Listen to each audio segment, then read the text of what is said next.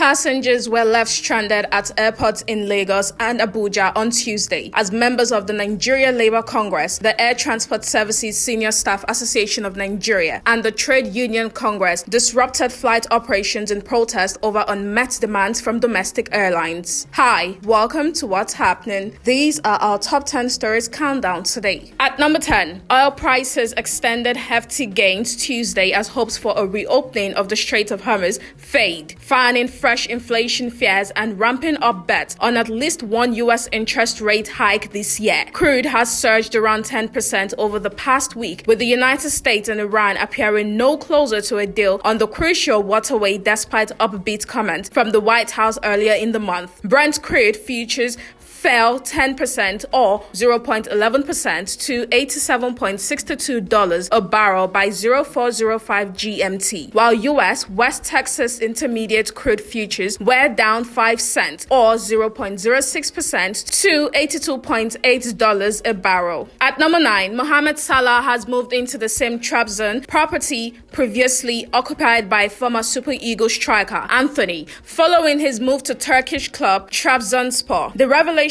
came from Trabzonspor president Ertuğrul Doğan, who dismissed speculation surrounding the accommodation provided for the Egyptian forward and said the property had previously been home to one of the club's Nigerian stars. The Trabzonspor president said the club maintained several properties for its players and insisted there was nothing unusual about the arrangement. At number 8, Afrobeat star David Adeleke, popularly known as Davido, has appealed to United States President Donald Trump to pay attention to the forthcoming Osun state governorship election, expressing concerns over possible violence and disruption of the electoral process. Davido made the appeal in a post shared on X on Tuesday, calling on the United States and the international community to monitor the election and encourage Nigerian authorities to protect voters and ensure that their votes are respected. The singer urged authorities to ensure that residents of the state were able to exercise their constitutional right to vote without fear. At number 7, the Anambra state government has banned the parallel celebration of the New Yam Festival in communities in the state. The Ministry of Local Government and Community Affairs issued the warning in a statement signed by the Commissioner, Chief Vin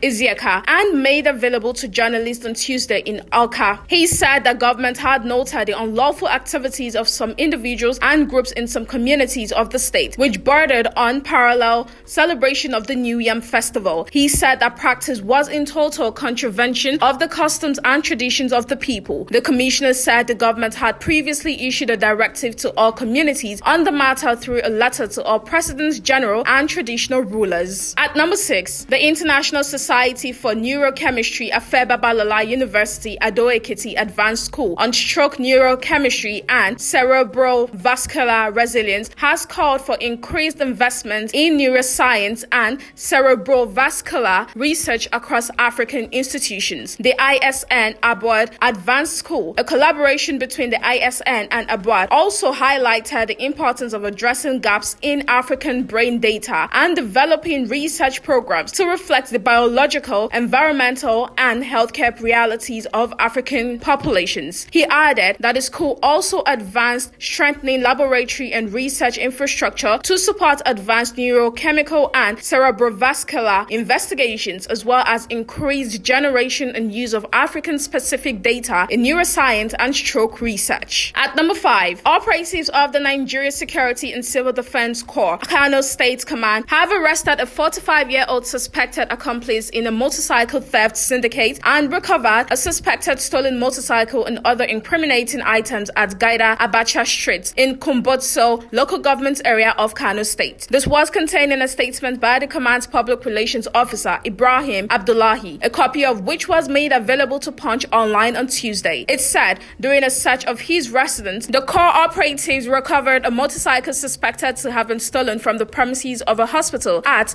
Brigitia Zaki along Gwazo Road, Kano State. At number 4, the Department of State Services has released and compensated a carpenter, Mustafa Marwana, after an investigation cleared him of allegations linking him to terrorist activities and the abduction of school pupils and teachers in Orire local local government area of Oyo State. The release was ordered by the Director General of the DSS, Oluwatosin Adeola Ajayi, following a review by an investigation panel which established that the Katsina-born Artisan was not a member of any terrorist organization and had no operational links with the Ansaru terrorist group. At number 3, the Niger State government has commenced the payment of retirement benefit and death gratuity to eligible state and local government pensioners across the state. The payment covers batch 12 of the state government gratuity, batch 1 of the state government death gratuity, and batch 3 of the local government gratuity. State government beneficiaries have commenced the collection of their checks at the Niger State Pension Board headquarters in Minna. Similarly, local government gratuity beneficiaries in Zone A are collecting their checks at the Bida Local Government Secretariat, while beneficiaries in Zone B are receiving theirs at the Niger State Pension Board headquarters in Minna. At number 2, the Akwa Ibom State government has taken delivery of another 10 compressed natural gas buses, bringing the number of buses delivered under Governor Umu Eno's mass transit program to 40. The program is aimed at providing residents with a more affordable and efficient public transportation system at rising transport costs, continue to place pressure on household workers and businesses. Receiving the buses, the Commissioner for Transport, Dr. Anthony Luke, said the delivery demonstrates Governor Eno's commitment to addressing the transportation needs of residents. At number 1, passengers were left stranded at airports in Lagos and Abuja on Tuesday as members of the Nigeria Labour Congress, the Air Transport Services Senior Staff Association of Nigeria, and the Trade Union Congress disrupted flight operations in protest over unmet demands from domestic airlines. The industrial action, which grounded several flight schedules, is linked to the union's demands concerning workers, unionization, and the remittance of statutory charges to the aviation regulator. That's all for today. See you next time on What's Happening.